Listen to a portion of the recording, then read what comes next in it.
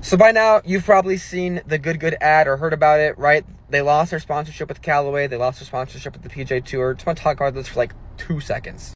First things first, this is just a bad ad, all the problematic stuff aside, right? You barely show the driver. You don't even show it in action. It's covered most of the time. This is a super bad, like, product promotional ad because the product isn't even the focal point of the ad. It's so dumb. Then on to the problematic nature of this. Good has to understand that they are working in an industry when it comes to the golf space that is one of the most intentionally professional spaces in all of sports. Golf is the gentleman's game. It's all about tradition. It's all about professionalism. And they have to understand that if they're trying to work with brands like Callaway and the PGA Tour, legacy brands, you have to understand that. A lot of people are going to be talking about whether or not they should have lost their sponsorships, whatever. Here's the reality of the situation. When you're working with Callaway, right, they're going to do everything they can to prioritize their brand, which, by the way, it's also Callaway's fault because they signed off on the ad. So Callaway should not get an escape for this.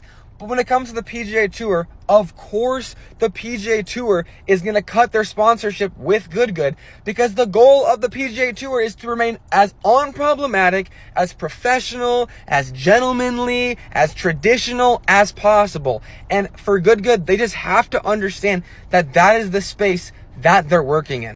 I also think it's totally normal and rational for a company like Callaway, which, by the way, they should not get escape on this, or an organization like the PGA Tour to say, hey, we don't even want to be associated anything near saying that DV is a joke. Obviously, we don't want to be doing that. We don't want to be remotely connected to that. And so I think it's very normal for these companies to say, hey, we're cutting ties here. And I think that the reality is that if Good wants to be on the level of platform that they're on, they need to understand the level of professionalism that has to come alongside that.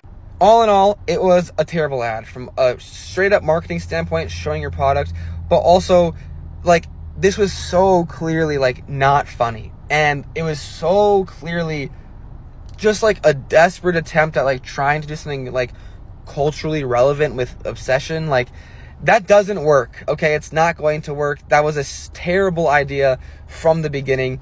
But every single person, Garrett included, along the way should have been like, wait a second, this ad is terrible. This ad is bad. It's not funny, and we should cut it. And then they didn't. And I think that there should be repercussions for that. You're a massive company. You're different than everybody else.